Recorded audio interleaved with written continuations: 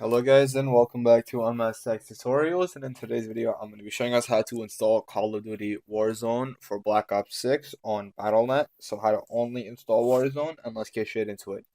So all you have to do is open up Battle.net. Once Battle.net is open, you can head over to Games, type in Call of Duty, and then from here, once this pops up, the Black Ops 6 logo, you can see it says play for free and then installs Call of Duty Warzone. So basically this only installs Warzone and you won't have anything else. So you won't basically have to purchase anything. And yeah, like this right here, purchase Black Ops 6. What this does is that it basically just purchases or it allows you to download the multiplayer campaign and zombies. But if you want to only download Warzone, then you can ignore that and just hit play for free and then go ahead and go ahead and just follow the steps and then download it.